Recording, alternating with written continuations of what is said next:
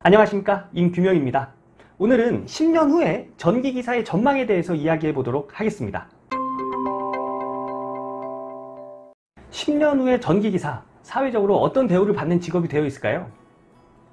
저의 개인적인 생각은 지금보다 훨씬 더 인정을 받고 사람들이 선호하는 직업으로 되어 있을 거라고 저는 생각됩니다. 미래를 자세히는 아니지만 어떻게 될 것이라고 예측하는 방법은 그렇게 어렵지 않다고 생각을 합니다. 우리보다 몇십 년 앞서 있는 선진국을 보면 알겠죠.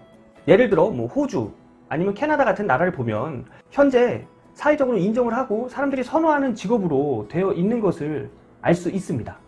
그건 외국 얘기지 않냐, 이렇게 말씀하시는 분들도 계실 거예요. 그런데 우리나라만 봐서도 저는 전기 관련된 업종은 앞으로 전망이 있다고 봅니다.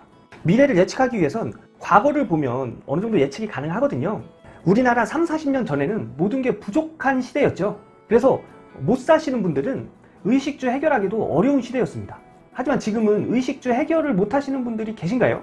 지금 집이 없고 돈이 없는 노숙자분들도 의식주는 다 해결이 됩니다. 노숙자분들 중에 굶어 죽는 분 계신가요? 옷 안 입고 다니시는 분 계신가요?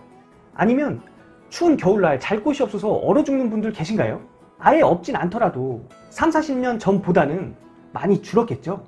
이런 것들을 봤을 때 미래에는 입지 못하거나 굶거나 집이 없어서 추운 곳에 자다가 얼어 죽는 사람은 아예 없을 거라고 예상해도 과언이 아니겠죠.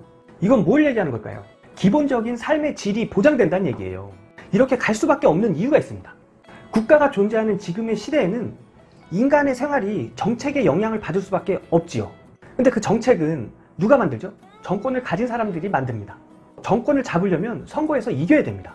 즉 많은 표를 얻어야 정권을 잡을 수가 있다는 얘기입니다. 그런데 점점 시간이 지나면 지날수록 투표율은 점점 더 올라가는 추세죠. 돈이 많은 사람은 투표권이 2개고 3개고 돈이 없는 사람은 투표권이 1장이고 이런 시대인가요? 아니죠.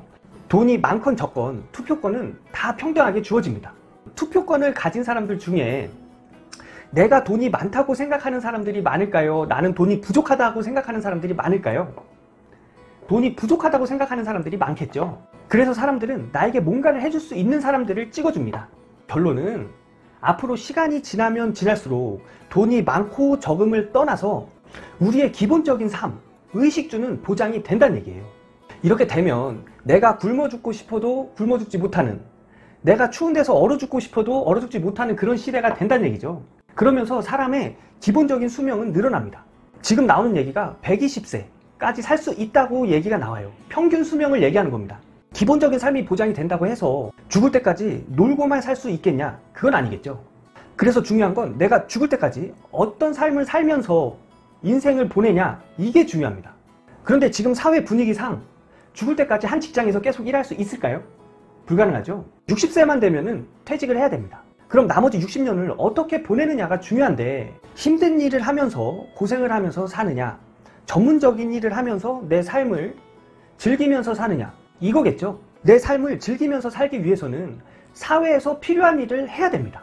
다른 사람에게 도움을 줄 수 있는 일을 해야 남은 내 삶을 좀 더 가치 있고 편하게 보낼 수 있다는 얘기입니다. 그럼 사회적으로 도움되는 일이 뭐가 있을까요? 여러 가지 일이 있겠지만 앞으로 4차 산업으로 가면 갈수록 전기에 대한 수요량은 커질까요? 작아질까요?